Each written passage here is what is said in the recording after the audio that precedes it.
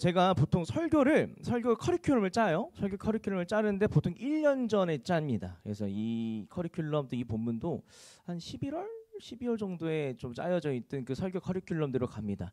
그 설교 커리큘럼 가운데에 오늘 고린도전서 1장을 나누게 된 데에는 정말 하나님의 은혜와 세심한 어떤 관심이 있지 않았나라고 하는 굳은 믿음을 가지고 또 오늘 본문을 여러분들과 나누기 원합니다. 오늘 본문을 나누는 가운데에 우리가 너무나 사랑하는 교회를 어떻게 사랑하고 아낄 것인가에 대해서 이렇게 고민하면 좋겠어요. 그리고 나아가서 제가 이제 공동회로 인해서 그 이제 예배 시간이 늦춰져서 이제 한 친구가 물어봤어요. 아니 예배 시간이 늦춰졌다고 설교 시간 줄이는 건 설교자로서의 가오에 맞지 않잖냐? 이렇게 얘기하니까 그 친구가 아니요 짧아야 될 것 같아요 하더라고요. 그래서 저는 이제 본격적으로 여러분들이 무엇을 원하는지 점점점 이제서야 알아가고 있는. 그래서 오늘 설교는 짧을 예정이니까 여러분들 짧은 만큼 더욱더 집중하여서 더 귀 기울여서 들어주시면 좋겠습니다. 지나가다 그 친구 보시면 감사하다고 한번 전해주세요. 원래 한 45분 준비하려다가 오늘은 목표가 한 25분 정도 아시겠죠? 자, 여러분 나누기 원해요. 이제 필립 얀시라고 하는 기독교 작가가요, 교회를 생각하면서 담담히 던지는 한마디의 말이 있습니다. 근데 그 말을 듣고 되뇌일 때마다 제 안에 계속 위로가 되더라고요. 적지 않게 위로가 다가왔던 그 말 한마디인데 그 말 한마디 이거예요. 교회, 나의 고민, 나의 사랑. 교회, 나의 고민, 나의 사랑.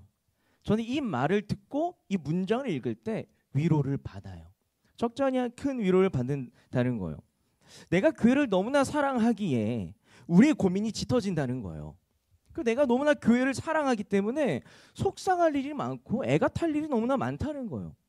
세상 속에 아픈 한국교회에 대한 당사자가 바로 우리이기 때문에 어쩌면 그런 우리이기 때문에 우리가 씨름할 수밖에 없다는 이야기를 어떻게 보면 필립 얀시라고 하는 이 작가가 우리에게 던지는 메시지다라고 말할 수 있어요.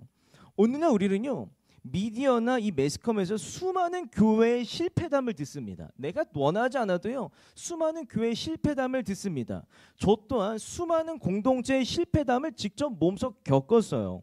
제가 하나하나 나열하기 너무 어려우니까 청량리, 여소동, 창동, 석관동, 신설동 등등등 하면 제가 지나왔던 교회에서 제가 만났던 수많은 사람들이 교회로 말미암아 여전히 씨름하고 있고 새로운 씨름이 시작되고 있는 이야기들을 왕왕왕왕 많이 듣는다라는 것이죠. 아직 번동이 없죠. 그렇지만 제가 여태까지 지나왔던 이 교회의 여정을 보건대 마음 아픈 이야기들을 저는 종종 듣고는 합니다. 사람들이 상처받고 흔들리고 있는 거예요. 이러다 보니까 많은 새신자와 사람들이 그리스도인을 살아가기를 결단하기를 가장 주저하게 만드는 걸림돌과 장애물이 뭐예요? 예수 그리스도가 문제가 아니라 내가 이 교회에 대한 부정적 이미지 때문에 내가 교인으로 살기 결단을 좀 주저하게 됩니다라고 하는 고백들을 왕왕왕왕 사람들이 하게 된다라는 거예요. 이런 의미에서 사랑하는 교회와 사랑하는 공동체는 우리 모두의 고민이에요. 그럼 나아가서 우리 모두의 고민이 되어야만 합니다. 여러분들도요, 함께 예배하고 교제하고 성장하고 함께 웃는 이 공동체를 두고도 생각하지 않으세요? 새총을 두고 새총을 향해서 여러분들에서 제가 이제 농담 삼아서 지나가는 말로 그냥 당신에게 새총이란? 하면 가장 많이 듣는 말이 무엇인 줄 아세요? 애증이요. 이런 얘기를 많이들 하세요. 이게 무슨 얘기예요? 새총, 내가 너무 사랑하지만 나의 고민이다. 내가 새총을 너무나 사랑해서 애증으로 나아갈 수밖에 없을 만치의 감정을 품고 있다라고 하는 새총, 나의 고민, 나의 사랑의 마음들이 여러분들 마음 한켠에 자리 잡고 있다라는 거예요. 그렇다면 이 시점에 대해서 우리는 생각할 필요가 있습니다. 이 새총이라고 하는 우리에게 선물로 주신 이 교회라고 하는 공간을, 이 교회를 우리는 어떻게 사랑할 것인가, 이 새총을 어떻게 사랑할 것인가에 대해서 우리는 다시 한번 점검하고 다시 한번 마음 먹기를 결단해야 되는 시간들이 우리에게 필요하다라는 거죠. 자, 이제 오늘 본문을 좀 나누기 원해요. 오늘 본문은요, 바울이 고린도 교회를 향하여서 고린도 교회, 나의 고민, 나의 사랑의 마음을 담아서 쓴 편지가 고린도 전서예요. 여러분들께 누군가가 지나가면서 여러분 고린도전서의 주제가 뭐예요? 라고 물어보면 고린도전서 주제요? 뭐냐면 바울이 고린도 교회를 너무나 사랑하여서 애타는 마음으로 쓴 편지가 고린도전서예요. 말하시면 이런 편지군요라고 탁 와닿을 수 있다는 것이 고린도전서라는 거예요. 바울이 선교 여행을 다니던 어느 날 갑자기 바울이 어느 날 한 소식을 듣습니다. 한 소식을 듣는데 고린도전서 1장 11절 말씀이 그 소식을 들을 때 바울의 상황을 너무나 잘 드러내 보이고 있어요. 그 본문을 제가 읽겠습니다. 나는 형제자매 여러분, 글로의 집 사람들이 여러분의 소식을 전해 주어서 나는 여러분 가운데 분쟁이 있다는 것을 알게 되었습니다. 바울이 선교 여행을 떠나는 가운데 고린도 교회에 대해서 어떤 이야기를 들어요? 교회 안에 어려운 이야기들에 대해서 막 듣기 시작하는 거예요. 그럼 그 당시에 글로의 집안 사람들, 이것도 어떻게 보면 이간질이라고 할 수 있는데, 글로의 집안 사람들을 통해서 듣게 된 바울이 듣게 된 이 고린도 교회의 어려움들이 무엇이었을까? 한번 정리를 해봅시다. 바울이 풀어가야만 교회 리더로서, 지도자로서, 책임자로서 풀어가야 했었어야만 했었던 고린도 교회가 닥친 그 어려움 속에는 무엇이 있었냐면, 첫 번째로 이런 어려움이 있었어요. 리더십들 간의 파벌 싸움이 있었습니다. 이를테면 오늘날 따지면 이런 거예요. 나는 이 교육자가 나랑 좀 맞아. 나는 이분이 나랑 좀 맞는 것 같아. 이분 나랑 안 맞아.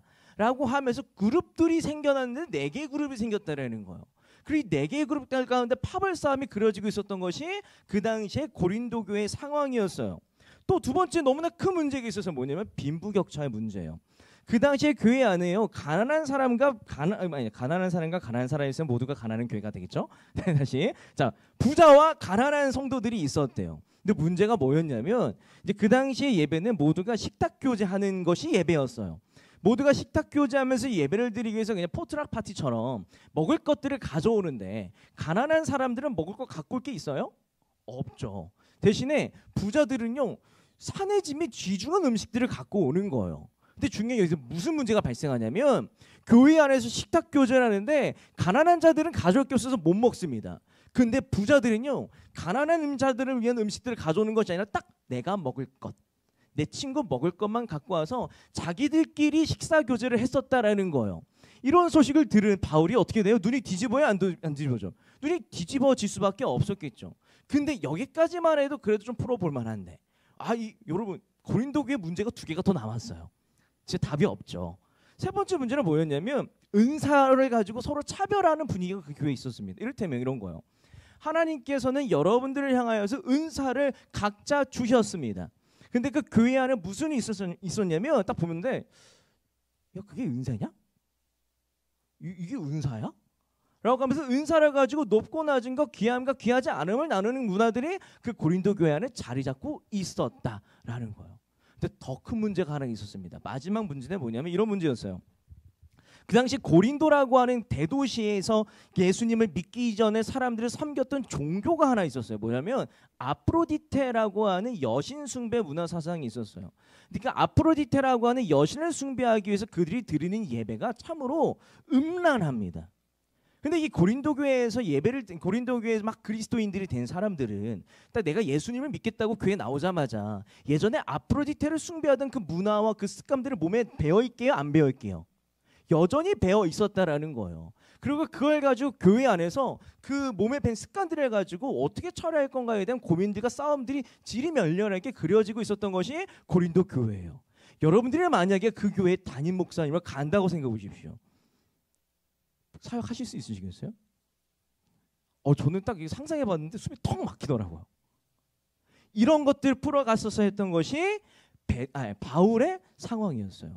그리고 이런 문제를 풀어가기 위해서 바울이 본격적으로 고린도전서, 이 고린도 교회를 향한 편지를 쓰기 시작하는데, 고린도를 향한 그 편지에 담긴 바울의 마음이 고린도전서 4장 14절에 너무나 잘 담겨 있습니다. 이것도 제가 읽겠습니다. 내가 너희를 부끄럽게 하려고 이것을 쓰는 것이 아니라 오직 너희를 내 사랑하는 자녀같이 권하려 하는 것이다. 나아가서 이 바울은요, 고린도 교회 문제들을 해결할 한 가지 핵심 키워드를 한 가지 얘기하고 있어요. 요것만 있으면 이 문제 한 큐 해결할 수 있어 라고 하면서 한 가지 핵심 키워드를 얘기하는 그 핵심 키워드가 뭐냐면 이런 거예요. 나의 사랑하는 고린도 교회요, 우리 십자가 아래서 한데 뭉치자. 이것이 바울의 솔루션이었어요. 사랑하는 새청 여러분, 오늘 말씀을 나누는 가운데에 교회를 너무나 사랑하기에 쓰디쓴 마음으로 간절하게 한 글자 한 글자 적어 나갔던 바울의 마음을요, 공감하시길 바라요. 그 마음을 공감하면서요, 바울로 말미암아 새청을 사랑하기에 우리가 다시 십자가를 말하면서 자랑할 수 있는 새청 여러분 모두가 되시기를요 정말 진심으로 소망합니다. 이것을 두 가지 나누기 원해요. 십자가는요 나와 너를 위한 십자가예요. 그리고 십자가는요 나약함을 위한 십자가예요. 나약함을 위한 십자가. 하나하나 나눠봅시다. 고린도전서 1장 23절과 25절 말씀을 함께 읽겠습니다. 시작. 우리는 십자가에 달리신 그리스도를 전합니다. 그리스도가 십자가에 달리셨다는 것은 유대 사람에게는 거리낌이고 이방 사람에게는 어리석은 일입니다. 그러나 부르심을 받은 사람에게는 유대 사람에게나 그리스 사람에게나 이 그리스도는 하나님의 능력이요 하나님의 지혜입니다. 하나님의 어리석음이 사람의 지혜보다 더 지혜롭고 하나님의 약함이 사람의 강함보다 더 강합니다. 아멘. 여러분들이 보시기에 세상이 흔들리고 교회가 만약에 흔들린다면 그 원인이 뭐라고 생각하십니까?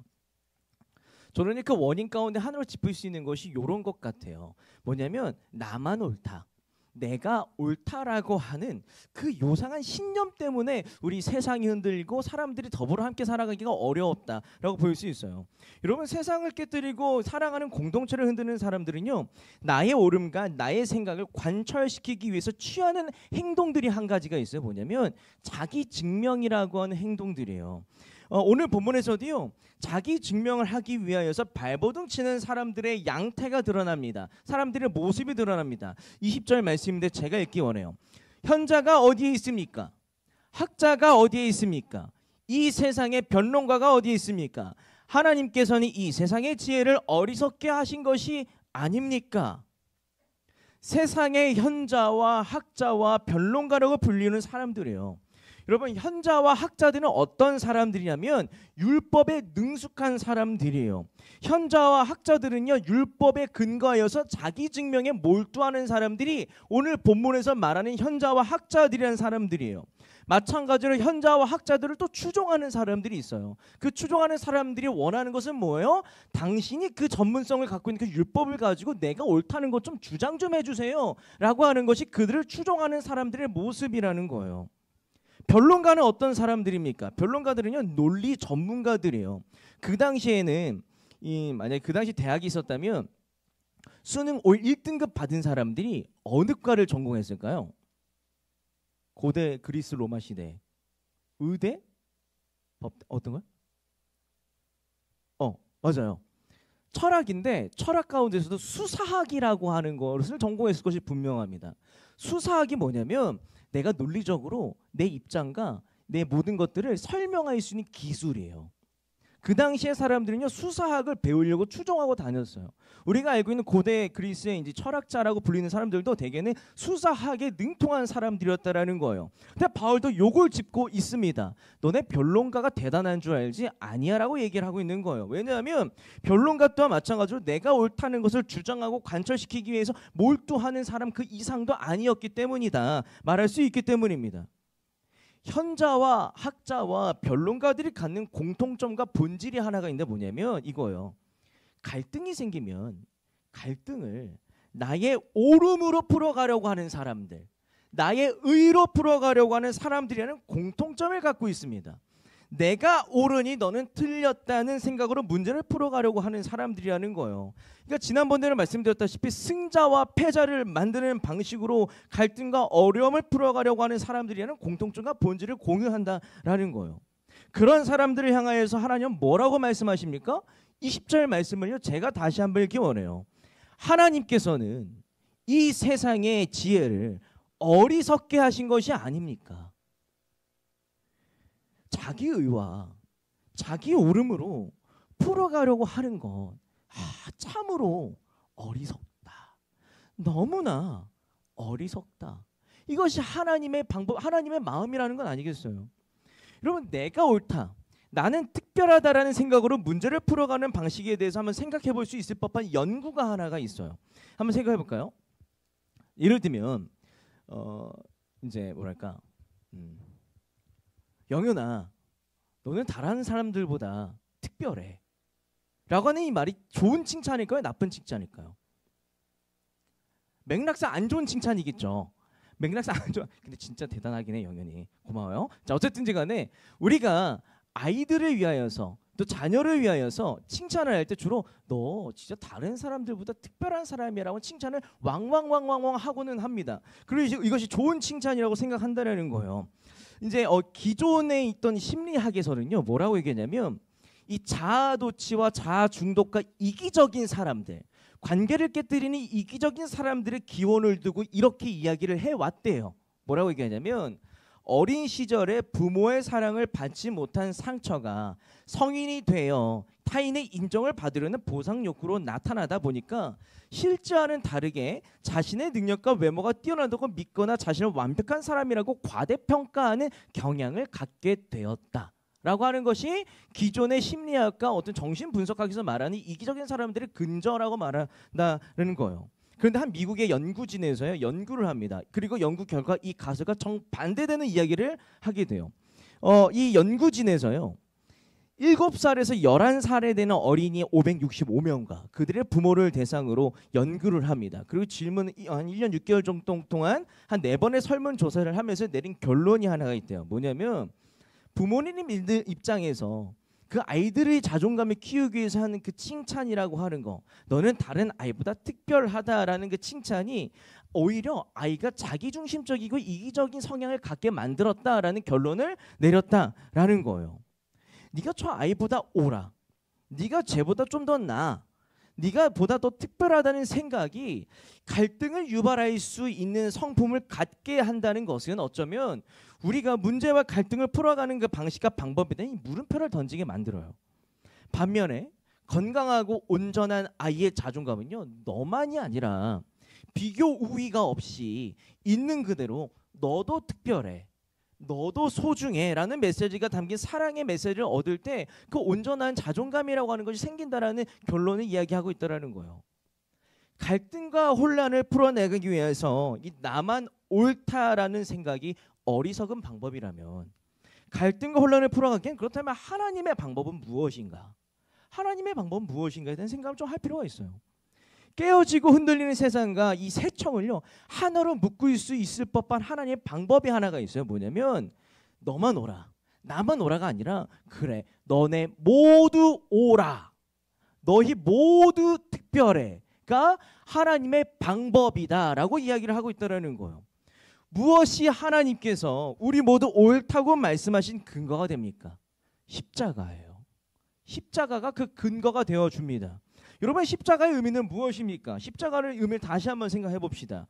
인종과 문화와 시공간을 초월한 인류의 모든 죄를 예수 그리스도께서 십자가 위에 달리사 대신 짊어매시고 해결한 사건이 십자가 사건이에요.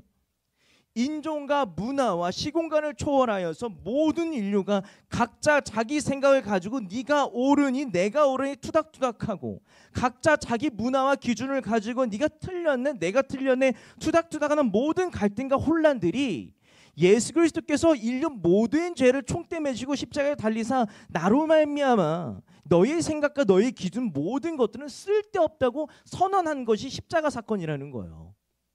십자가에 달린 나로 말미암아 너의 생각과 너의 기준 모든 것은 쓸데없다. 내가 너희더러 옳다고 하니 너희 모두 옳다고 선언한 것이 십자가 사건의 진짜 의미라는 것이죠. 모든 죄를 용서하여 주신 예수 그리스도의 십자가 사건 아래 우리의 기준과 우리의 근거들은 모두 어리석은 것이 되고 시간 낭비가 되고 쓸모없는 것이 됩니다. 다시 말하면 내가 옳다는 우리의 기준도 쓸모없는 것이고, 네가 틀렸다고 하는 나의 기준도 우리의 기준도 쓸모없는 것으로 만들 수 있는 힘을 가지고 있는 것이 십자가의 능력이라고 하는 거예요. 이것이 십자가의 능력이라는 것이죠. 우리 모두를 긍정하여 주는 그 십자가만이 갈등과 혼란을 풀어가는 핵심 키다라는 것이죠. 그렇게 바울이 너무나 시끄러워서 고민거리가 었던 이 고린도 교회를 위하여서 내린 해결책과 그 키워드가요, 십자가일 수밖에 없습니다. 십자가일 수밖에 없었어요.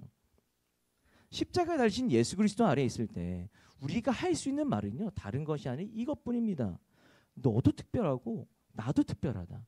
나도 특별한데 너도 진짜 특별하다. 우리 모두 특별하다 라고 하는 것이 십자가 아래에 있는 우리가 할 수 있는 유일한 말이에요.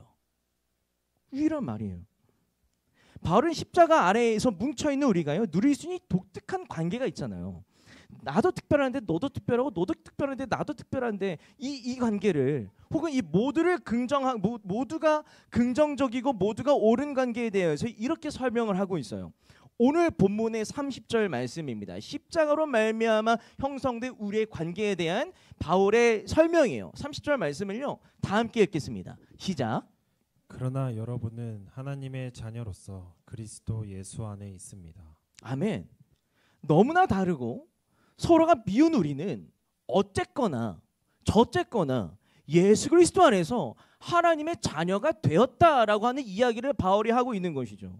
어쨌거나 저쨌거나 십자가로 말미암아 하나님의 자녀로 묶인 우리라고 하는 것, 이것을 잊지 않아야 우리는 더불어 함께 사는 가운데에 갈등과 혼란을 담담히 지나갈 수 있다라고 하는 것이죠. 그러므로 너와 내가 함께 삶을 일구는 교회를 사랑하십시오. 그러나 그 교회 사랑하기에 머리가 너무 아프십니까? 그렇다면 십자가를 버리십시오. 십자가 아래로 나아가십시오. 십자가를 통해서요, 하나님께서 우리에게 말하여 줄 것입니다. 사랑하는 아들아, 쟤들도 내가 너무나 사랑한다. 쟤들이 널 미워해도 나는 널 참 사랑한다.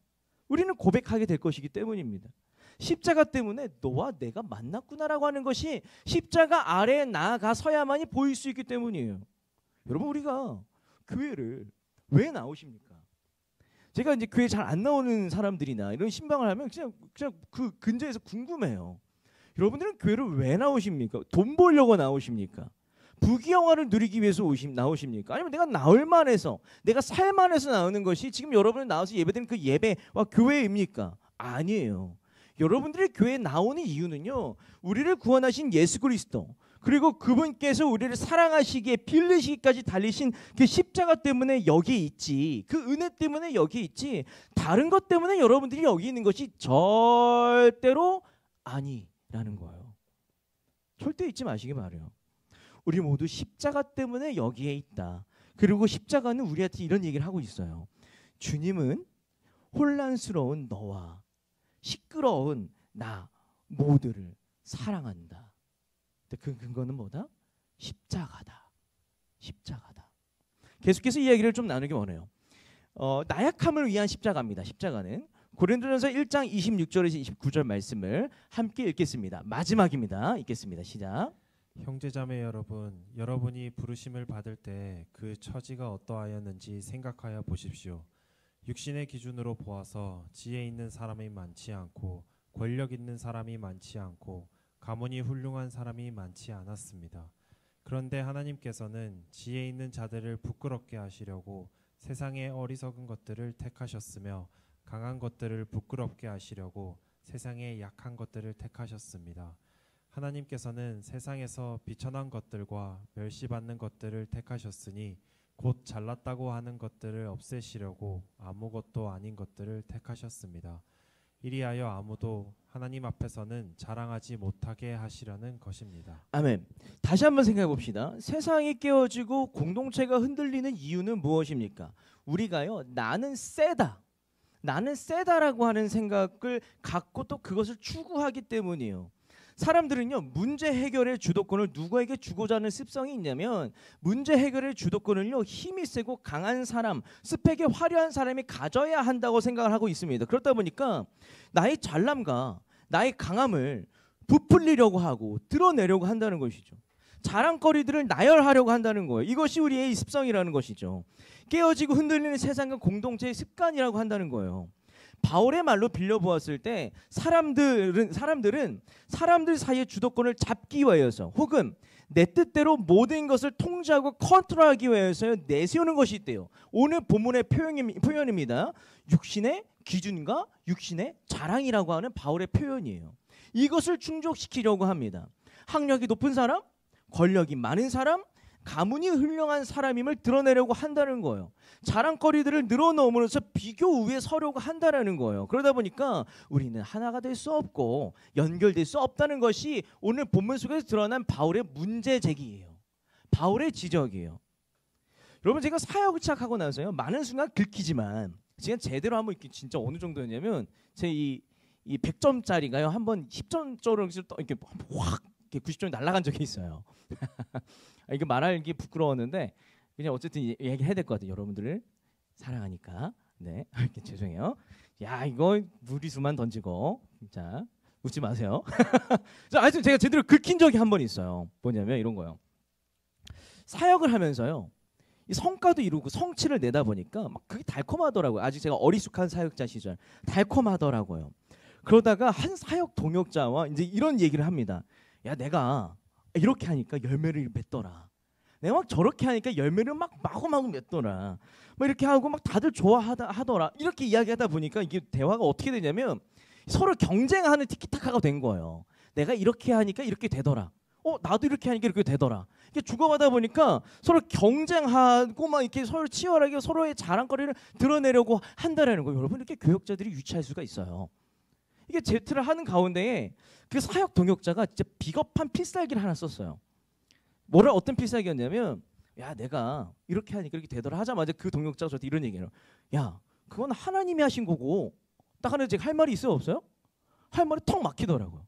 그리고 비겁한 녀석하고 그래, 그건 맞지 하고 수긍했어요. 근데 그 대학교 때 제 안에 남은 생각이 뭐냐면 진짜 부끄럽더라고요. 수치스러웠고 얼굴 들 수가 없겠더라고요. 그리고 고백하게 되더라고요. 하나님의 은혜에 빚진 내가 그 하나님의 은혜를 나의 공으로 가로채려고 그랬구나라고 하는 고백을 제가 할 수밖에 없겠더라고요. 여러분, 육신의 기준과 육신의 자랑으로 세워져가는 공동체는요, 경쟁하는 공동체가 될 수밖에 없어요.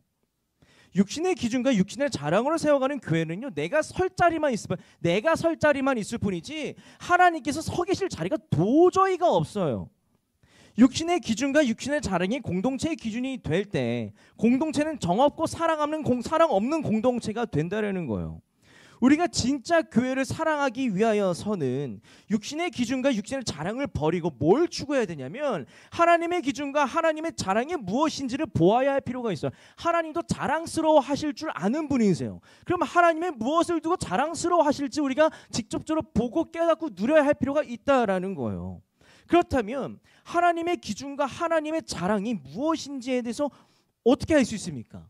바울은요, 오늘 본문의 27절에서 이렇게 얘기하고 있어요. 이것이 하나님의 기준이고 이것이 하나님의 자랑입니다. 한번 27절 말씀을요, 다 함께 읽겠습니다. 시작. 그런데 하나님께서는 지혜 있는 자들을 부끄럽게 하시려고 세상의 어리석은 것들을 택하셨으며 강한 것들을 부끄럽게 하시려고 세상의 약한 것들을 택하셨습니다. 아멘. 하나님께서 교회를 세워가시고자 사람들을 불러 모으시는데 그 어떤 사람들을 불러 모으시고 무엇이 기준이라고요? 자랑거리가 많은 사람들이 아니라 자랑거리 없는 사람들이라는 거예요. 하나님은요, 얘가 자랑거리가 많은 사람들인가 자랑거리가 없는 사람인가를 보고 함께 불러 모으신다라고 이야기를 하고 있다라는 거예요. 자랑거리가 많은 사람이 아니라 감사거리가 많은 사람, 감사할 줄 아는 사람이 하나님의 동역의 기준이 된다라고 바울은 이야기를 하고 있어요. 여러분, 성경을 보면 하나님께서요, 평화와 하나됨과 안정과 평화와 질서를 위해서요, 사람들과 동역하세요. 그런데 어떤 사람들을 부르시고 어떤 사람들과 동역하시는지를 살펴보면 그런 얘기가 왕왕왕 나오는데 저는 같이 이렇게 불러요. 하나님의 마음에 합한 자 리스트가 성경 안에 왕왕왕왕 드러난다는 거예요. 근데 중요한 그 기준이 참으로 일관적입니다. 너무나 놀라울 정도로 일관적이에요. 자랑거리가 없고 감사거리가 있는 사람들, 약자들이 그 일관적인 기준이었다라는 거예요.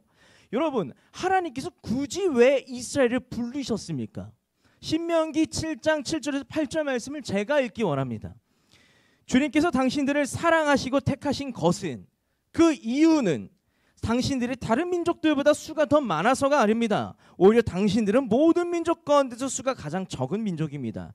그런데도 주님께서는 당신들을 사랑하시기 때문에 당신들 조상에서 맹세하신 그 약속을 지키시려고 강한 손으로 당신들을 이집트 왕 바로 손에서 건져내시고 그 종살이하던 집에서 이끌어내어 주신 것입니다. 여러분, 이스라엘을 왜 부르셨습니까? 약하기 때문이에요. 이스라엘이 언제 망한 줄 아십니까? 내가 강한 줄 알고 감사하지 않을 때 이스라엘이 망했어요. 또 생각해 볼까요? 굳이 하나님께서 다윗을 부르신 이유가 무엇입니까? 다윗은요, 땀 냄새나고 볼품이 없는 막내 아들이었기 때문에 하나님께서 그를 부르셨어요. 땀 냄새나고 볼품이 없는 그 집안의 막내 아들이었기 때문에 다윗을 부르신 거예요. 그 이후로 바울이 하나님께서 다윗을 붙잡고 영화롭게 존귀하게 사용하셨다는. 근데 반면에 다윗은 언제 무너지고 언제 넘어집니까? 내가 센 줄 알 때 넘어지고 무너졌다라는 거예요. 이것이 하나님과 동역하는 원리이고 하나님께서 세우고자 하시는 교회라는 것이죠. 성경에는요, 계속해서 하나님의 마음에 합한 자 리스트를 써내려 가세요. 근데 그 리스트 안에 있는 사람들 하나같이 어떤 사람들입니까? 하나같이 하자가 있는 사람들이었어요. 하자가 있는 사람들이었어요. 그렇다면 왜 굳이 하나님은 약자들과 역사를 바꾸시고 굳이 하나님은 약자들과 세상 가운데 일하십니까? 왜 약자입니까? 왜 내가 약해야 하나님의 눈길 한번 주실 수 있으시라고 생각하십니까? 이사야서 43장 21절 말씀을 제가 읽기 원합니다. 이 백성은 나를 위하라고, 내가 지은 백성이다. 그들이 나를 찬양할 것이다. 제가 한 번 더 읽어드리기 원합니다. 이 백성은 나를 위하라고, 내가 지은 백성이다. 그들이 나를 찬양할 것이다. 여러분, 자랑거리가 많고요, 자기 잘난 것이 많은 사람들은요, 하나님을 찬양을 합니까? 안 합니까? 안 해요. 오히려 자랑거리 많고 자기 잘난 것 많은 사람들이 하나님 앞에서 나가서 하는 것이 무엇인 줄 아십니까? 이야, 하나님, 나 이거 해냈거든요. 나 이거 해냈어요. 대단하지 않아요? 라고 하는 것이 자랑거리 많은 그리스도인들의 모습이라는 거예요. 나 자랑하기 바쁜 사람들은요, 하나님의 나라와 이 공동체를 내가 지키고 내가 세웠다고 착각하는 사람들이 될 가능성이 높다라는 거예요. 그러나 하자 많은 약자들 혹은 내 탓이요 할 수 있는 이렇게 말할 줄 아는 사람들은 하나님이 조금만 더 줘도 감사할 줄 아는 사람들입니다. 조금만 마음 써줘도 감사할 줄 아는 사람들이에요. 노래할 줄 압니다. 하나님께 도와드리면 도와드리는 족족 나의 삶과 목숨을 들을 줄 아는 사람들입니다. 자신의 답 없는 인생에 하나님의 자리를 내어드릴 줄 아는 사람들이라는 거예요.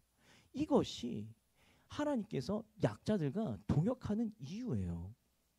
자랑거리가 많은 사람들은 자신의 답 없는 인생에 하나님의 자리를 없애버려요.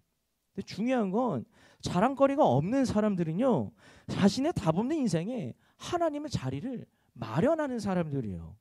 감사할 줄 아는 사람들은요, 자신의 답 없는 인생에 하나님 여기 계셔주세요 라고 딱딱딱 닦아서 자리까지 깨끗하게 마련해 드릴 줄 아는 사람들이 약자들이라는 거예요. 하나님 입장에서 도와줘봤자 감사할 줄 모르는 사람들보다 도와주면 감사할 줄 아는 사람들과 함께하는 것이 더욱더 보람되고 내가 영광받는다고 생각하지 않으시겠어요? 그렇게 생각하지 않으시겠습니까? 여러분들 한번 봅시다. 여러분은 하나님 앞에 자랑거리만 말하는 사람들입니까? 아니면 하나님 앞에 감사할 것을 고백하시는 분들이십니까? 도와주실 것을 고백하시는 분들이십니까? 바울이 흔들리는 그 고린도 교회를 향하여서요, 십자가를 말했던 이유는 다름이 아니에요. 고린도 교회를 세워가는 가운데에 우리가 내세울 것이 없다. 고린도 교회를 세워가는 그 가운데에 우리 안에 감사할 것밖에는 없다. 겸손하라. 겸손하라. 그러므로 여러분, 너와 내가 함께 세워가고 일궈가는 세천교회를요, 사랑하시길 바라요. 진심으로 사랑하시길 바라요. 그냥 중요한 건 사랑하는 모든 순간들 가운데 머리가 진짜 아플 것입니다.